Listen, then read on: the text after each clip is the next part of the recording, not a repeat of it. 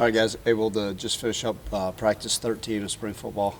Beautiful day outside. I think the one thing we can see is consistently trying to get better, right, in all three phases of the game. And I've been pleased with the spring, right? We still got a ton of work to do, but we're gearing up for this Friday. It's going to be great, right? 7 o'clock kickoff. We're actually doing a true blue and gray spring game, which is huge, right? We're actually going to have teams, so it's going to be an actual game. All the fans, we encourage you guys to show up early. The parking lots will be open shortly after 3, and then around 6 we'll have Tiger Lane. We're going to have inflatables. We're going to have the bands, the cheerleaders. It's going to be awesome. It's going to be a great environment. So we encourage everybody to show up early and on time and cheer on and actually get to witness the 2023 Tiger football team get out there and compete. But it's been a great spring. Really proud of the efforts.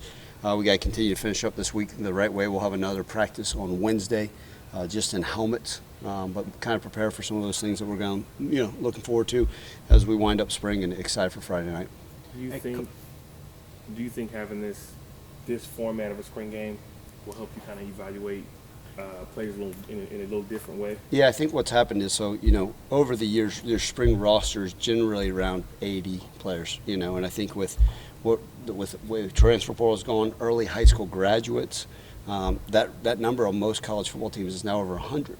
And so for the first time, you can truly do almost a true game, right? We've got some guys injured, and we've had some guys that go in the portal, but we still feel like we have enough guys where we can actually go a true blue and gray game, which is unusual. In the past, we haven't been able to do that. You'd have to go, one offense first, one defense, two offense, and then wherever we piecemeal some guys, and it may be a guy, hey, let's go over here and do this. So I think it'll give you a better evaluation, but we're also going to have guys, that haven't played a whole lot with each other. So you may have the guy that's gotten a lot of the left tackle 1 reps going with the guy that's gotten a lot of the left tackle, left guard 2 reps. And so then it's the communication piece, the aspect of that.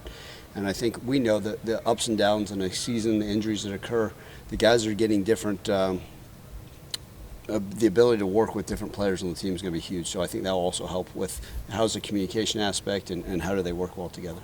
How you going to put the team together? Going to be a snake draft? Is it going to be mixture with good and good? Or how you going to do that? I figured, Terry, I'd just call you. You tell don't me. want to do me. We'll pick them out of a hat and figure out what happens. Do ones and ones, twos and one. Mix it up. Make it fun. Yeah, we've kind of gotten with some of the coaches and say, okay, hey, where are we at? We obviously don't want we want a good, clean game. And everybody always says, well, when you evaluate spring football, well, you never want to watch one side of the ball dominate the other. So we're going to, like I said, it should be a fair mixture. And that's the great thing. I've talked about the depth this spring. So nobody's going to look out there and say, oh, they've got more 1s and 2s. Or not. It should be pretty fair and even throughout. But we're starting to pair that as we get closer and closer to the game. And we'll hope to get those rosters to you guys, hopefully by midweek. And then, we'll make this pretty enjoyable with what that thing will look like. You talked about positioning a little bit in the spring game with injuries and things. How much did you as a coaching staff maybe put them in a little uncomfortable situation, especially newcomers, the first time here at Memphis playing in front of a crowd, just to see how they might react to an uncomfortable situation? Jeff, I can share this story. I don't know how many people remember this. So it was our first spring here. Obviously, I was the offensive line coach at the time, and we go out there, and it was our spring game, right? It was a Friday night Stripes game. They had the DJ on the field, and the DJ was somewhere around the 30-yard line. Well, we started the ball, at the minus 25-yard line, left hash, and probably roughly 15 yards where the DJ was from off the deal, and he's got the music cranked, and it's some really good music. I'm sitting there bobbing my head. Well, what I also didn't realize is that nobody on the field could actually hear the cadence of the quarterback or the center or any of the communication. So shame on me. We go through 15 practices. I'd never practiced silent cadence with the offensive line. We get 3 straight false starts, and we almost got booed in our first 3 plays as a staff here 8 years ago, and I sit there and say, man, and I personally walked over to DJ and said, please just turn the speakers the other way. So, it's really funny. Over the last 7 years, I've said, make sure the DJ's got the speakers going up or playing through the thing. So that was uncomfortable enough, but we'll find different things. We'll see. We're going to try to play as much of a game as we can, but we may do some 2-minute situations, maybe some 2-point plays, things of that nature. But that's the stuff we've been able to practice a lot throughout spring ball, which we talked about. Situational football is one of those things that's been important for us. But every time someone talks about an uncomfortable feeling, I think about us getting booed in our spring game, 3 plays in, multiple false starts and a bad snap. I was like, here we go. And there's some choice words said over the headsets that I can't repeat. But no, we'll hopefully we'll continue to remind ourselves, the situations we can put in as a coaching staff, and the best with the environment itself. Are there any players that you're looking at in terms of seeing how they necessarily play in a different position, maybe this side of the field versus that side of the field type of deal? Yeah, I mean, I do think so. A guy that we've been able to move around a little bit, right? Greg Rubin had played, mostly corner for us. It started 2 years at mostly corner. He played some of that nickel spot. We've been moving him some to safety. So I think just be able to move him around the field a little bit. And then, just different guys, right? I mean, just what are they capable of? But, we're not going to bring out, unfortunately, to the fans, yes, we're going to pull out every play, razzle dazzle, tons of trip plays. And, for Bethune-Cookman, Arkansas State, they're listening to this, we're going to be running triple option football, like I say, every year, right? So, but I think we're going to try some guys in a little bit different positions, but to the most of it'll be what they look like, the previous 14 practices. But we've done a lot of that, right? We've moved, hey, this guy that's been playing some right guard, we moved him out to left tackle. We actually had a kid like Jonah Gamble, who had never gotten a center snap ever in his life, went out last practice and got some reps at center just to help out the team because we were a little bit banged up. And he said, hey, I'll get these, and took the bull by the horn. So that's kind of the fun thing to see. But other than that, we're going to keep the guys generally in the position they've been playing. I know bring good things, but also bring some bad things. How you doing on the injury front, and who stood out other than the regular people we know? Yeah, so we talked about Toski Dove had a foot injury pre-spring. Blake Watson's another individual who got hurt in the spring, who will be out. You guys won't see him out there. He'll be out in a jersey, but won't be able to participate in the spring practice. We know Brandon Thomas is still out, so now all of a sudden you sit there and say, wait, that's a lot of your running backs. But hopefully we'll be able to continue to stay healthy and nothing long term. Reed Flanagan, who is a tight end here, tore his ACL a few weeks ago, so that's a long term injury that will continue to. I do want to talk about Chris Gore. He's progressing nicely. Chris has been in our building every single day. He's a fighter. He's been phenomenal. Just his mindset, his spirit, his family's been terrific. The medical staff here. So, I just want to keep it, you guys engaged on what Chris Gore is going to continue to be able to do. But proud of him.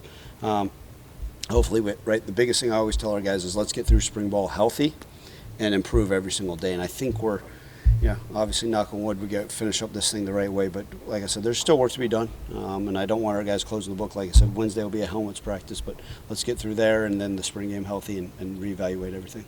You mentioned, moving Greg around a little bit. How has he responded on the field to playing that safety spot a little bit? Yeah, Greg's.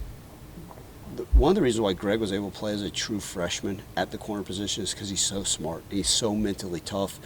He loves the game. He studies it. He's bright-eyed in meetings.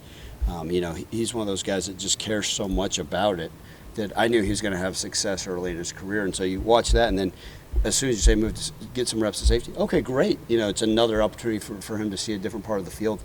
He's doing a great job communicating. But because he's so intelligent and cares so much about what we're doing, as a football program and schematically, he's been really, really impressive there. So, does that mean he'll be there full time during the season? I'm not sure, but you got to move those guys around, right? We know what happened. At one point last year, we played 14 different guys in the secondary. Hopefully, we don't have to get to that, but we were playing quite a few last year. And I know you mentioned you like your tackle positions to be able to play left and right. Is this an environment where you may be able to kind of switch them around in spring a little bit? Yeah, we have, and so, but then when you bring in new faces, so it's that, right, you look at, we got new guys that are starting for us at tackle, right? We know that Austin Myers and Matt Dale were our tackles, for a couple years here. And then you get a guy, like we've talked about, McKylan Pounders, who played a little bit last year, right? Chris Morris. You get a guy like Marcus Henderson who's come in, right? Terrence McLean. So they're all new to their positions as far as either playing time or just new to this offensive system. So you got to be careful because you install a new play practice 9, and now all of a sudden you move them over to the other side. Well, they're still trying to remember what you installed in practice 1 and try to flip their brain. You say, well, that's got to be easy. But now all of a sudden your stance changes, right? Your weight and balance, your eyes. I mean, everything completely changes, right? And my right-handed player now I've got to change to this stance. And so it sounds good on paper. I'll just flip these guys. I give those guys that are able to do it at a high level a lot of credit. So we've been careful flipping them a lot in spring, but we have to some because that goes back to your question about how do we put them in uncomfortable situations and challenge them. That's one of those things that we're able to do. How has the chemistry been developing with the quarterbacks and receivers? Because I know it's been a lot of moving parts with receivers. Sometimes it takes that time and then get that experience and seasoning. How has this seasoning been developing in spring? Yeah, no, it really has. Terry, right? We knew day one, right, where they wouldn't be on the same deal because they're what they were doing in the offseason was just strictly player-led. But I think they're starting to hit on all cylinders. Now, is this the finished product with what we want this to look like when we lap September? Heck no, but I've been pleased, right? I mean, all the quarterbacks that we have out there are doing a great job of the communication aspect. Going back to that, right? Seth's a year older, able to communicate and tell those wide receivers what he wants, what it should look like. You know, same with even those new tight ends. And then also you can talk about Tevin Carter, a year more into the system, mature, great understanding of it, how much more comfortable he feels. And you got a true freshman, Harris Boyd, whose head is still spinning, trying to figure out left from right, but has done a nice job. So you talk about those guys being in sync with the receiving corps, it's been great. And a lot of it's going to continue to be timing. It's the same deal, right? It may be a play that was installed on day 2, and all of a sudden it's a different coverage that they're seeing on day 8. Maybe it's a different receiver running a different concept versus a different deal, and has to change it. So it's been good. They've been, the chemistry there. The chemistry of the entire team has been fun to watch, and that's, we talked about this a couple weeks ago. Is with the way that the transfer portal works, with bringing in new faces, new staff. How has that chemistry been? But and it's the buzzword every coach uses, the culture. But I think the one thing is these guys have taken onus that this is their team, this is their culture, these are their standards, and you get to see it day in and day out. And it's like a family, right? Not every day is perfect, and there's certainly no such thing. And we're going to have our fights and our arguments, but it's good because they understand we're all in this thing together. But I think that also when they're doing what they're supposed to off the field together, then all of a sudden, right, it may be a route concept that comes a little bit easier between the quarterbacks and wide receivers because of that.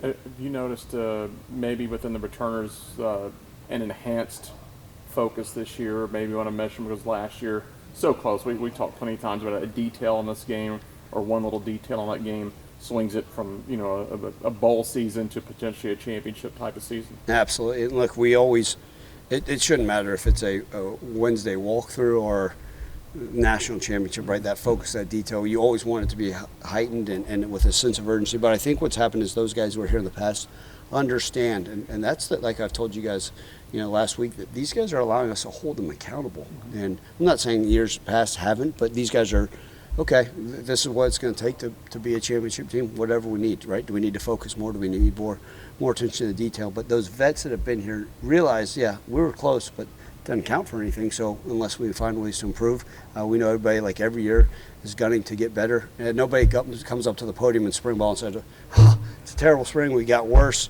nobody says that, right? Everybody's optimistic about the future, but we certainly are. But I think the biggest thing is these guys are understanding what it truly takes, and that is the focus and the details to get better.